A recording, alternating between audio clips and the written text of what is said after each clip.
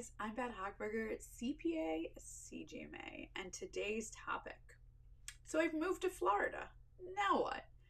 There's a lot of y'all moving to Florida. Like, still, I thought it was maybe just a COVID thing, but turns out lots of people like sunshine and no taxes. I think we have some other things that are appealing in Florida, but those seem to be the big ones: the nice hot weather, and the lack of taxation. So I figured I would come on. I haven't talked about residency in a long time, and what is it? What does it take once you move here? What do you need to do?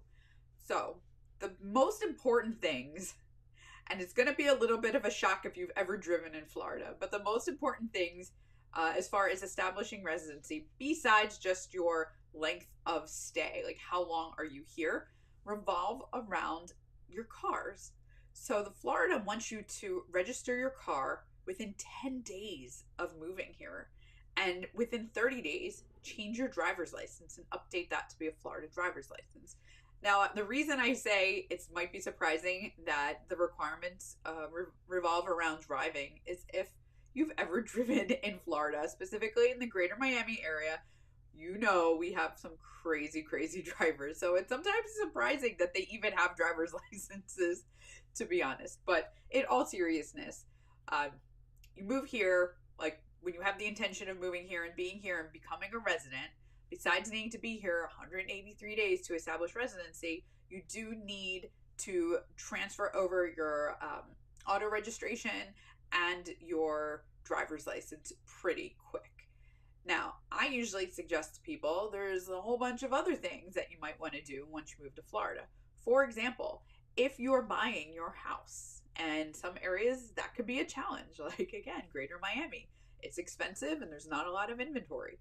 But if you are fortunate enough to buy a house in Florida, you're going to want to go ahead and file the homestead paperwork. And there's a couple of reasons. One, it helps establish your residency here, right? It's making a declaration that, yeah, this is my primary residence, this is my house. Second is, it's going to keep your real estate taxes from skyrocketing through the roof. So make sure you're doing that. Now, what happens if you're not buying a house and you're just renting? Well, you're probably going to want to file what we call a declaration of domicile. And it's effectively telling the government, making an official statement that this is my home. It's often used to get your kids into the local school, but it can also be used to prove, oh, hey, look, I'm renting this house in Florida, but this really is my primary residence. This is where I live. It's not just, a lease that I signed for fun, if that's a thing that people do. So establishing your residency, filling out whatever paperwork you can, and there's others as well. You're going to want to update, once you're doing your driver's license, you're going to want to update your voter registration. It's kind of something you can do simultaneously. There's lots of other things that I like that are fun that when clients come to us looking for this service, we like to do. For example, once you're a resident, take advantage of those great theme park resident rates, right? I'm always on the lookout. I'm going to give a little shout out to Universal because it is my favorite park. You got to love that Harry Potter world. I'm always looking for the good deals for the Florida residents. So once you're a resident, take advantage of those. Depending on where you live, you might need, or you might be eligible for special parking permits. So I'm in Hollywood, which is near Fort Lauderdale. The beach area has parking permits. So if you're living somewhere, officially living somewhere where you can take advantage of that, you might as well. Other fun things, update your library card, right? Once you're a resident, you're entitled to that. So go get your library card. Fishing licenses, hunting licenses. I don't know where exactly you can hunt in Florida because it's not in the greater Miami area, but fishing for sure, lots of fishing. And kind of along the lines of the car, if you've got a boat that you're bringing down here, you can register that in Florida as well.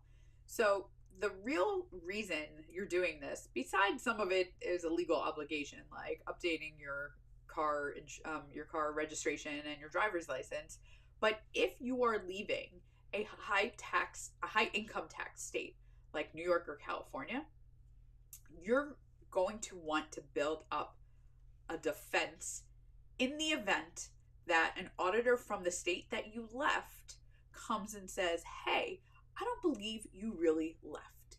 We think this is a sham, that you're just claiming to be in Florida because you don't want to pay taxes. And having more and more of these items is going to help build your case to show that auditor, no, really, I moved here. I really moved to Florida. Look, I changed my driver's license. I changed my voter registration. I even have a library card here in Florida, right? So it's really going to help build that up so that you've got a better defense when auditors come looking and trying to claim that you owe tax from the state you left. Now, there is another side to that, which is it's not just about coming to Florida and moving all these things to Florida. You have to make sure also, whatever state you used to live in, that you give those things up as well. Some of that will happen automatically, right? If you have a driver's license and you're like, I'm gonna get a Florida driver's license, you gotta surrender your driver's license from your other state, right? So some things like that will kind of happen automatically. But things that might not be so automatic, if you've got a library card, say, from New York, right? I don't think anyone's coming and confiscating your library card. And I don't think you have to turn it into the county when you go and get your new card in Florida. But you're going to want to make sure that you kind of give up those benefits and those rights from the state that you're leaving, because you don't want anyone from that state where anyone is an auditor from the Department of Revenue coming and saying like, oh, well, clearly you're still a resident because look, you're using your parking permit or you're using your hunting license or your fishing license, right? You have to be very, very careful. You have to scrub everything and you have to give up those benefits, even if they seem small and trivial. Remember, it's all part of a defense, right? An audit defense. Should that former state come looking, you don't want to give them any reason that they can try to get their claws into your money and say, nope, you're still a resident and you owe us taxes. So that's what you do. Come to Florida, save money on taxes, enjoy the sun. And have any questions about this process? It's a little bit strange, not gonna lie. And I love Florida, but sometimes doing things like dealing with the DMV, not always the greatest, but we're here to help.